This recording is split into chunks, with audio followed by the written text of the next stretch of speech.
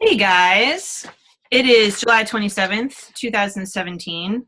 Um, Lisa and I are going to head up the call tonight. Mostly it's going to be me because of something that I had found last week on the interwebs.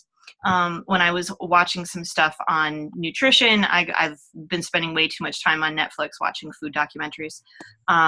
And then like cross-referencing with TED Talks on YouTube. So I found this video, which is what we're going to watch tonight, because I don't know if anyone has really had a chance to click on the links that I've posted on my personal page.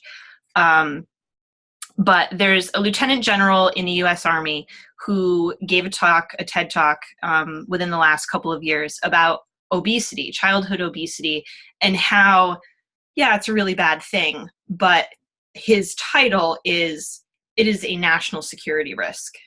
And it really caught my attention. Never heard it phrased that way before and was really floored when I ended up watching this.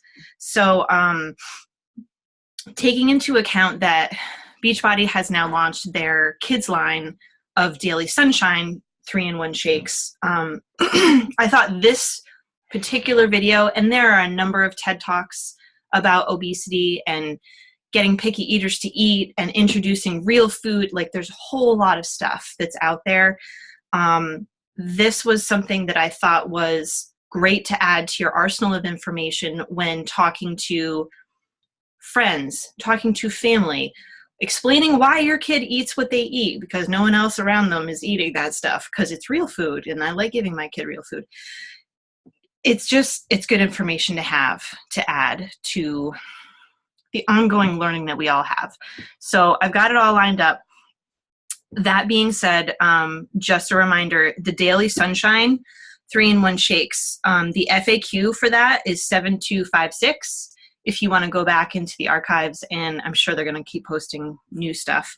But in case you want to go back and find it, that's the FAQ. So I will find my share screen button. And then Lisa's going to tell me if I'm actually sharing the appropriate screen. Lisa, do you see YouTube?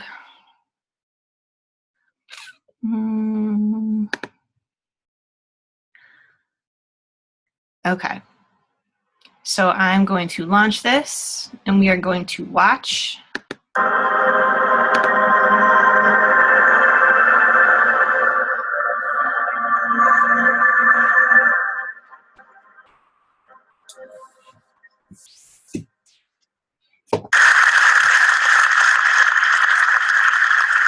Hello, my name is Hertling, and I'm a soldier, and you probably could tell that. I have been in the military for 38 years. I'm thinking of making it a career. I have seen and studied and analyzed all types of security threats.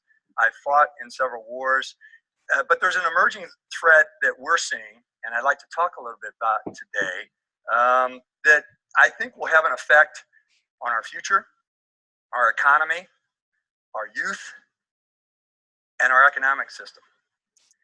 And it is an emerging threat that concerns me significantly. And it's represented in this picture. Now you might think, why is a soldier talking about a young man who is obviously inactive and perhaps is a little bit overweight? And it's because of some things I've seen in the last several years. And I'd like to talk a little bit about those today and relate it to how I believe it could be a national security threat within the next 20 to 30 years. First of all, in 1983, the Army sent me on something called a broadening experience. I was asked to go to graduate school at Indiana University. I had studied as an undergraduate international relations, but they said, hey, we want you to go and get a master's degree in exercise physiology and then teach PE at West Point. So I said, okay, it sounds like a great idea. It's broadening, to be sure. And I went out there. I went to Indiana University, and my first class was an anatomy class, and I had an anatomy lab. I walked into the classroom, and they issued me a cadaver, as they did everyone else in the class. And the cadaver I had came with a medical history. The professor told us, hey, in order to respect the people who have given their bodies to science, we'd ask you to respect them too, and you perhaps want to name them to remind yourself that they were once a person, although we don't want to give you their real name. So I named mine Charlie. Charlie had a medical history. He had been a 2-pack-a-day smoker. Charlie had not exercised in the last 20 years. Charlie was extremely overweight, and Charlie had died of a cardiovascular disease, and he was 46 years old. When we pulled him up and we began, the various students in the room began our dissection of these bodies, I had a lot tougher time than some of the other students because I had to cut through several layers of adipose. When I got to the internal body cavities, it was amazing to me comparing Charlie's organs to some of the organs of the other students in the class. The heart was surrounded by fat, several inches. One of the tricks our instructors taught us was, we had to go through these labs where you had to name what vein was which and what artery was which, and the professor said, hey, if you pull on an artery, it's like a rubber band. If you pull on a vein, it's like a guitar string and it'll twang. Well, when I pulled on Charlie's arteries and veins, they broke off into my hands. So I finished grad school, went to teach at West Point for 3 years, from 83 to 86. And then after that assignment, I went back to the operational Army and did things that all soldiers do. Commanded organizations, trained, went to combat several times. And then coming out of combat as a division commander in 2009, the Army decided they wanted to promote me to 3-star general, I think because they wanted to prove that they have a sense of humor. And then they then sent me to be the commander of initial military training. My job was to train the 160,000 or so soldiers, or civilians that would come into the Army every year and turn them into soldiers. What I found when I reported to that assignment disturbed me. Several facts came to my attention. First of all, 75% or more, a little bit more actually, of the civilians who wanted to join the Army were not qualified to do so. 75% of the 17 to 24-year-olds that wanted to join the Army were not qualified, and the number one reason was because they were obese. Of the 25% that could join the Army, what we found on the first day of basic training was that about 60% of them could not pass the PT test that we gave on the first day. And that was 1 minute of push-ups, 1 minute of sit-ups, and a 1-mile run. Now, that's not a difficult test, but we were finding the great majority of our new soldiers coming off the civilian environment could not pass that test. I couldn't understand what had happened. This was not what I had left studying physical education in 1986. As we did some analysis, I realized that a couple things had changed. First of all, number one, and the primary reason, was starting in the late 90s, the majority of our elementary and high schools stopped teaching PE.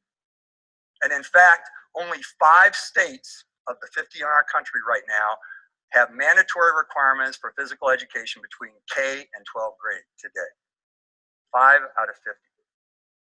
Now, you say, okay, well, that's interesting, but what does the Army care about that? Well, we were getting the product of that, but in addition, the second and third order effects were young people that were joining our service could not run, dodge, jump, tumble, roll, the kinds of things you expect soldiers to do if they're in combat. The second thing we found, or that I found or realized, was that our diet had changed radically in the last 15 years. We were supersizing everything. Having been stationed overseas in Germany, that's not the case there, but they were supersized. If you wanted large fries, you could get extra large and extra, extra large. You couldn't just get a 16-ounce drink, you could get a 24, 42, 64-ounce soda. And that was having a deleterious effect. It was fascinating to me that we were also seeing, a scientist told me, that in the last 15 years, from the time I left West Point until today, Americans eat about 30% more calories a day than they had in 1983, and about 15 pounds more of sugar a year.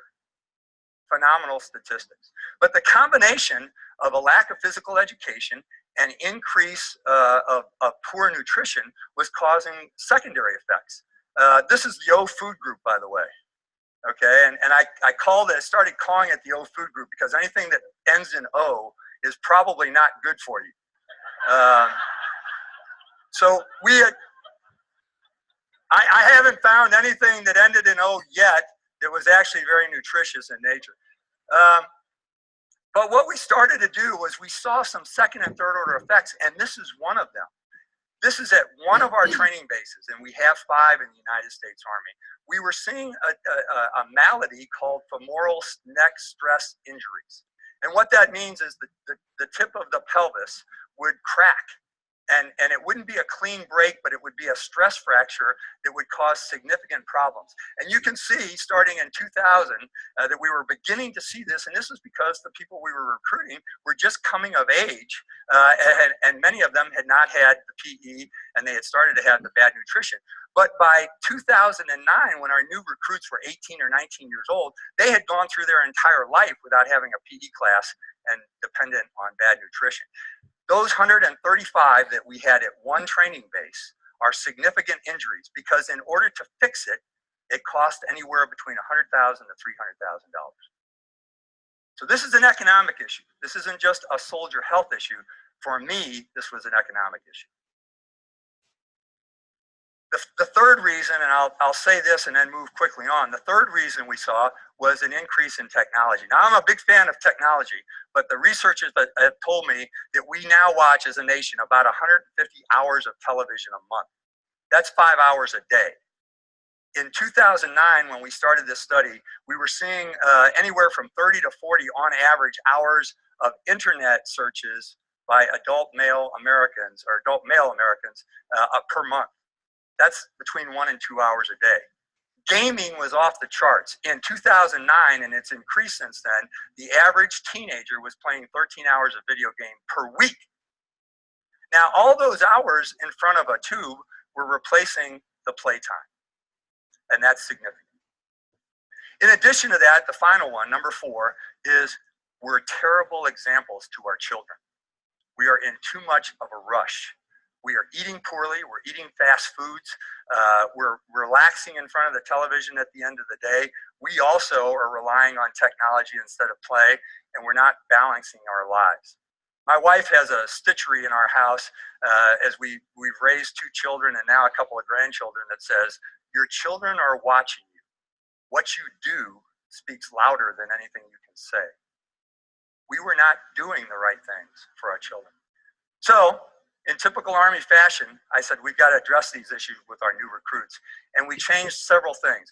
We began something we called the Soldier Athlete Initiative. Because you can't just say to a bunch of 18-year-olds, hey, we're going to get you all in shape and stop feeding you cheeseburgers. You have to give kind of a sexy title to it. So we called it the Soldier Athlete Initiative. If you're going to perform on the battlefield, you've got to train like a champion.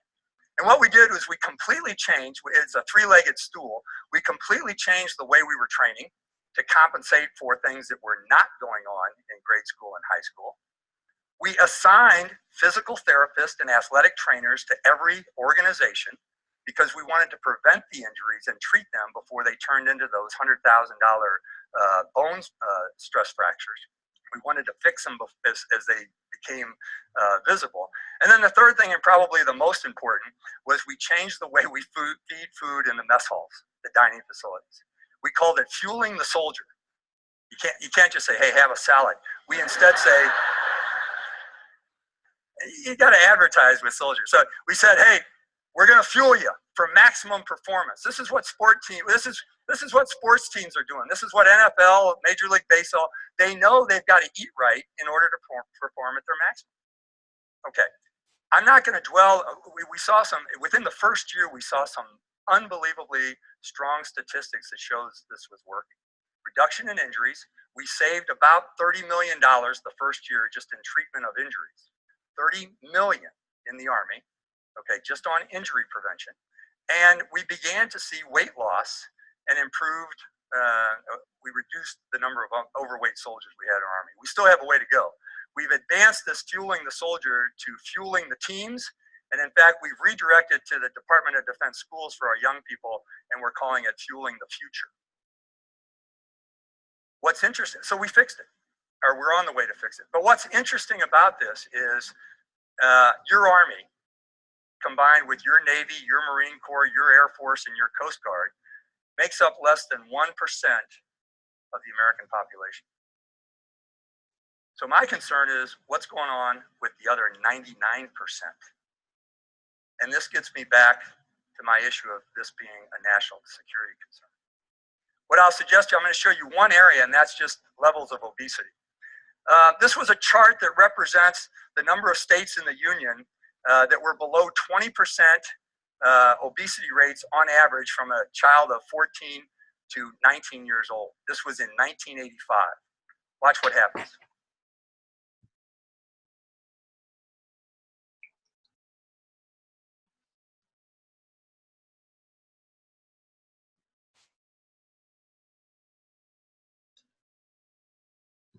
As you can see, in 2009, it's significantly worse.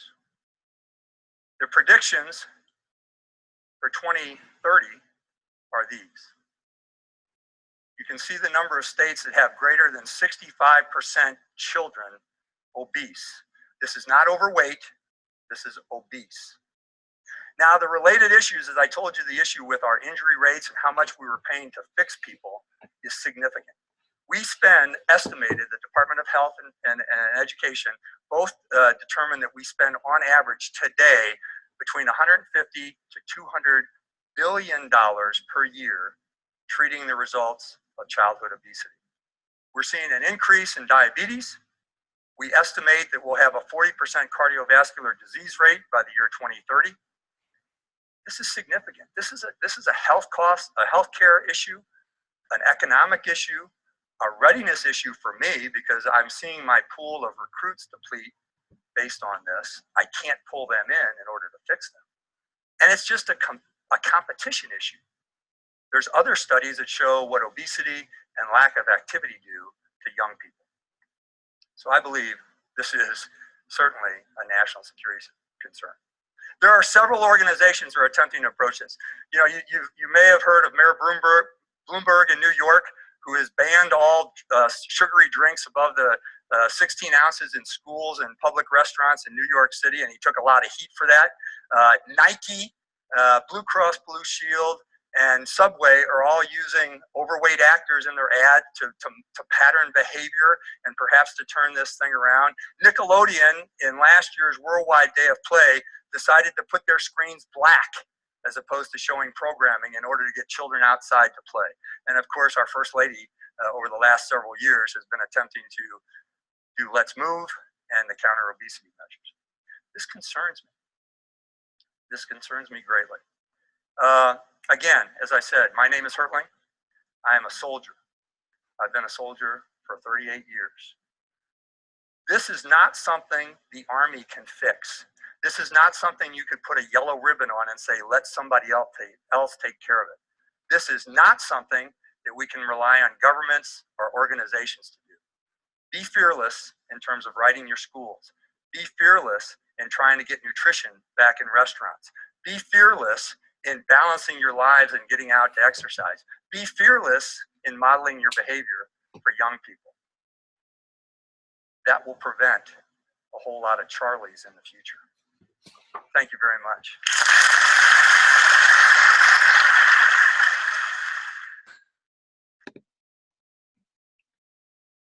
All right, so that is my, how do I end?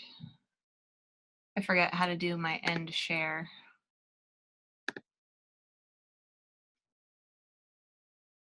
And just go back to the call. Let's see here. So I can't figure out how to unshare my screen.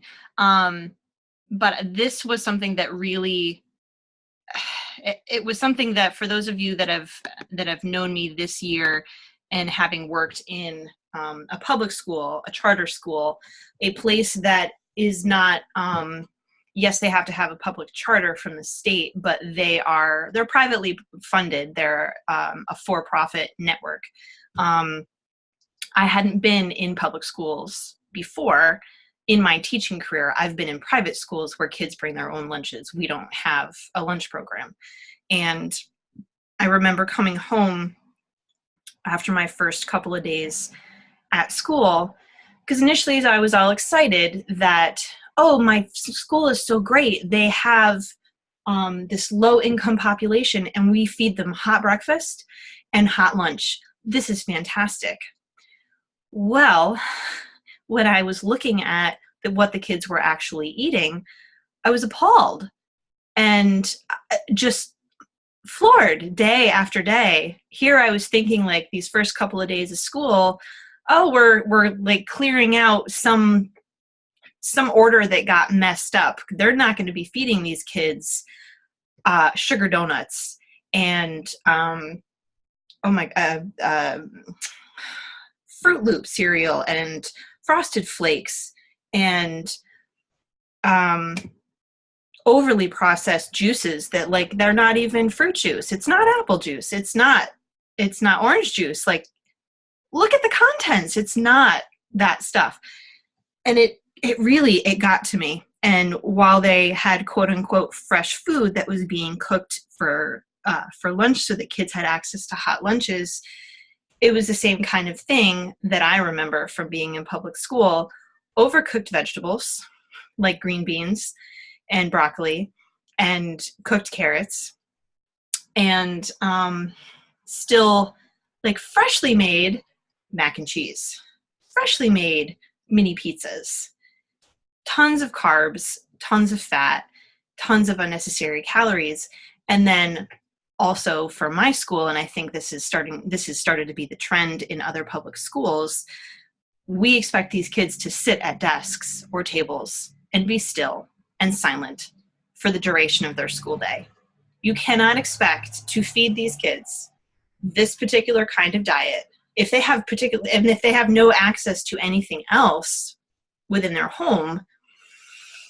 The behavior was just outrageous. And again, for those of you that got to spend time with me this year, you heard what a challenging year I had for teaching, but also just trying to battle this internal struggle that I had with wanting to feed these kids better food.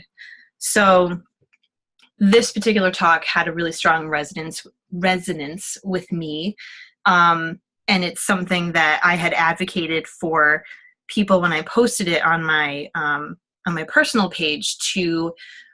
We've got a new school year coming up.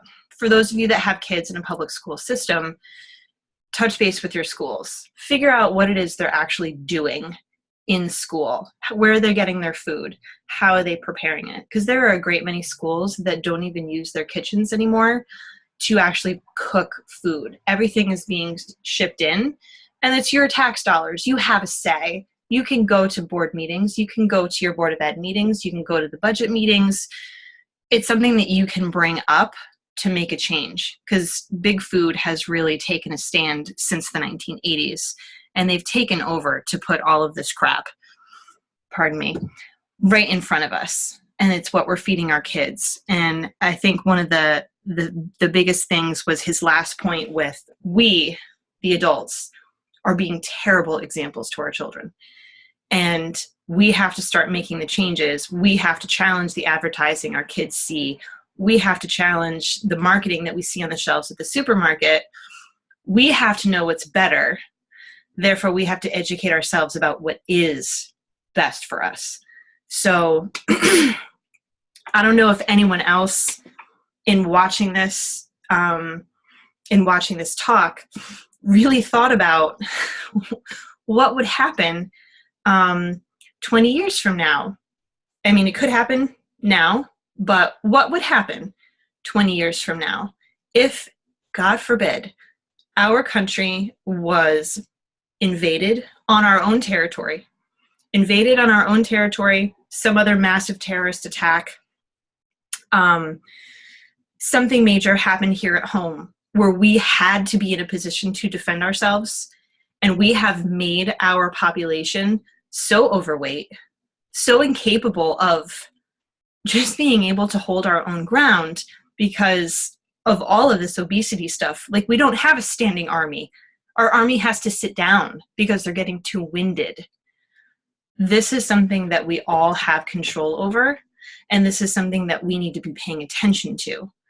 So, like I said at the beginning, I think it's important to have this information, cross-reference this information, get more information, but then also use it in conjunction with your driving your business, talking to people, when you go to your kids' soccer games, or when you go to basketball games, or you're at the pool or the splash pond, and you notice what people are eating, engage in a conversation and find out where their knowledge base might be about food and how you can tweak it just a little bit to get them to have a different conversation. And again, it's not something that you have to go into any conversation. We've heard this before from our mentors. You don't have to go into every conversation planning on selling something from Beachbody. However, with this particular talk focusing on kids, we now do have something in our product line that you can bring up eventually through conversation to families if they've got picky eaters or they don't know where to start in that shift for their kids. The Daily Sunshine is a really great opportunity to make that little transitional point within a family to making better meal choices, rather than just going and completely emptying the refrigerator and scaring everybody to death over a weekend. So childhood obesity, Daily Sunshine, they clash. And I know from me, it's something that I'm working on in conversation. There are a number of parents that I've reached out to who have asked already for, can I give my kid Shakeology? Okay, if I can not give my young kid Shakeology, what can I do instead? Aside from changing up their diet, what else do you have? So look into the Daily Sunshine. Again, the FAQ is 7256, if you guys didn't write that down. And they are, there's sampler packs. You can get 2 chocolate and 2 strawberry banana for $19.95. Just FYI, Lisa and I were talking just prior to the call. I'm going to be ordering 2 boxes myself, and I plan on doing a live tasting. It would be great if I had a kid that I could actually do a live tasting with, but my little one is not drinking this stuff yet. So I have one. But you have one, Lisa, so Lisa might be trying it and giving some to Ethan, and we'll get a very honest response, I'm sure, from Ethan. What do you think? Hear a personal story on this? Yeah. So, and not to interrupt you, because you had awesome. Go for it. But I was heavy my whole life, like from when I was a child, heavy. Mm-hmm. And I was brought up in an Italian household where there was pasta and sugary sodas and all sorts of pastels and desserts. And there was never an indication of, hey, you could have one, right? They didn't believe that children should be restricted in the amount of food that they should be taking in.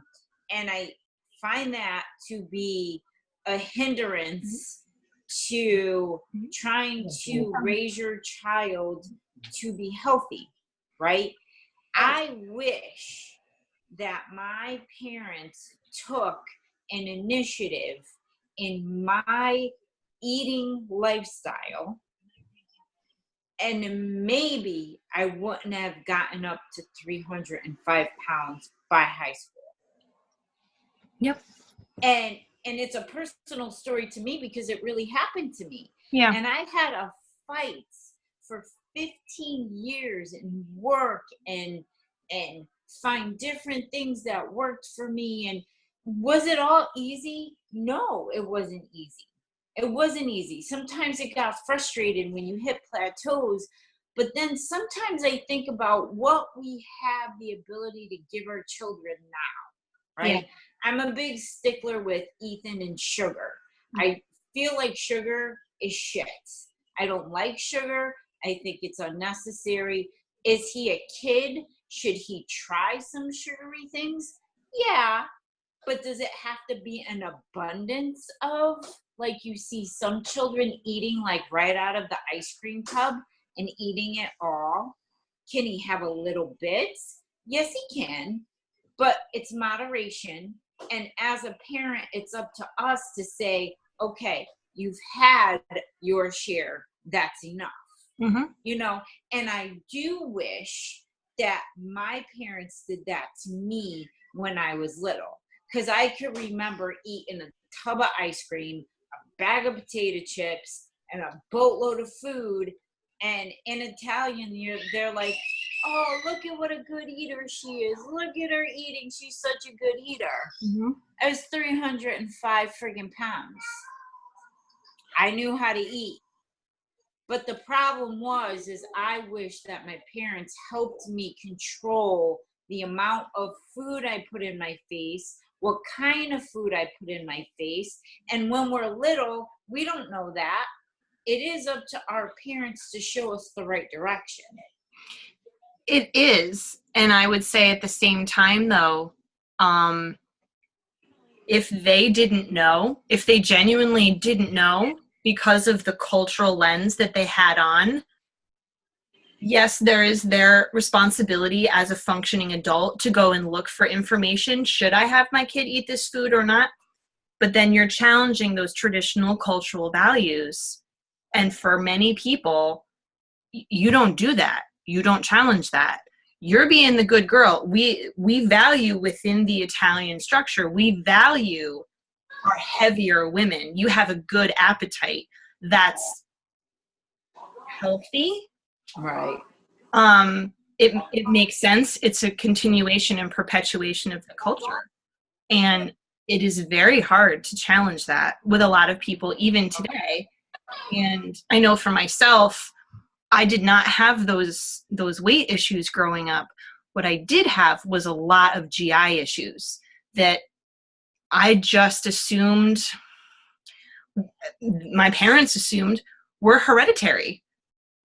Like the diarrhea, the upset stomach, like sort of IBS stuff, but really never that serious.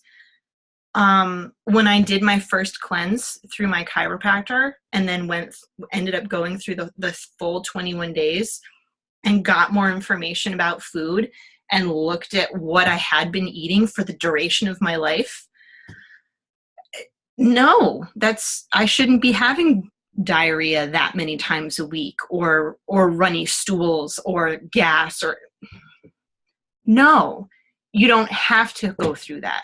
You don't have to experience that. I could have avoided probably a ton of acne, and a whole host of things that I went through in my adolescence had I been eating a more balanced diet, but my parents didn't know and they chose not to go after the information.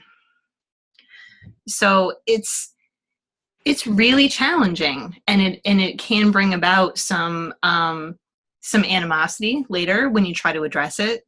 My parents have been supportive, and my mother like mildly apologetic. Like I didn't know. I was feeding you what you liked, and I was doing things in moderation, and like, you were okay. You didn't have weight control problems. My sister did, but I didn't. But this was, again, she was raising me on what she had been raised on. So like, but we have the knowledge now to bring that forth to other people. Right. Our experiences to other people. And if they feel that their children are at that point of, you know when your child is too heavy. Yeah. You know it. You see it. They don't want to play. They're in their room. They're not active. As parents, at that point, when I see my child not being able to play sports the way that they want to, start feeling bad about themselves, they're in adult jeans when they're 12 years old. At that point, we have a slew of things that we can put our hands on and come up with and work with our child on to help them now to become successful and healthy adults. Right. To me, a year of a little bit of a sacrifice, which technically to me isn't a sacrifice, but when you come from one extreme to the other, right? Yeah. It's a little bit of a sacrifice. Within a year's time, if you just sacrifice just a little bit and learn how to become healthy, now you have the rest of your life where you feel great, you're healthy. So that 1 year out of your entire life really is like this big. Yeah, and it goes by like that. It seems this big because you're changing everything, but in retrospect, that 1 year is this much in your entire lifetime. But if that doesn't change year after year after year after year, now becomes diabetes, high blood pressure, high cholesterol, obesity, heart disease, and a slew of other things. Yep. So what direction do you want your children to go in?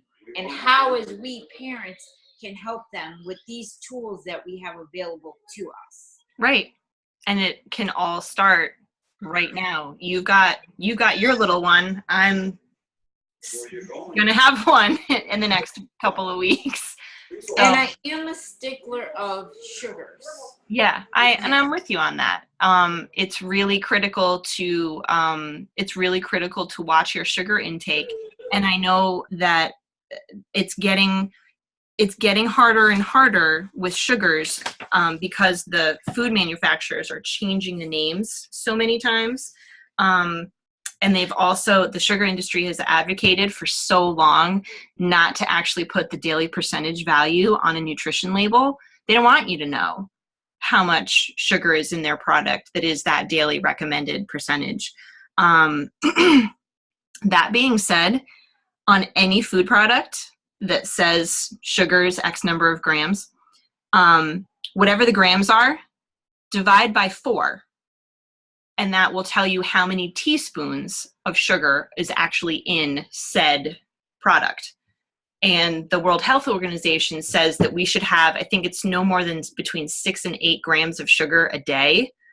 So if you have a processed granola and like a vanilla, not a plain yogurt for breakfast, if you look at the nutrition labels on both those packages and the combined sugars are more than 8 grams, just breakfast right there, that is your daily intake of sugar, and you shouldn't have any more. Do you really want to consume all of your sugars in one meal? And I mean, that's the processed sugars. That's the actual like cane sugar. That's not counting like the free sugars that you get from the natural sugars in fruits and vegetables. And there is a certain amount of natural sugar in milk, although you should be steering clear of dairy products. But like those are the free sugars. There's too much of the other stuff. But I'm with you on that. Sugars are just, they are a dangerous thing. So anyway, stimulating conversation, Lisa. Thank you. All right. So I hope everybody gets a chance to watch the YouTube video that we got to watch tonight and listen to the discussion Lisa and I had afterwards. Go out into the world and talk up a storm about eating healthy. But if you have that particular opportunity because you have kids, talk to other parents about nutrition for their kids and what you're doing for yours, and ask questions, provide as much information as you can, point them in the direction of this particular TED Talk or others. There's so much out there that's available if you just go look for it. So thank you for joining us on this lovely Thursday night, not a Wednesday night, but we'll be back again next week. As far as I know, Tim will be joining us too. He had to have his Benjamin time this evening. So thanks, Lisa, for tuning in and being a conversation. And yeah, I will talk to you all next week.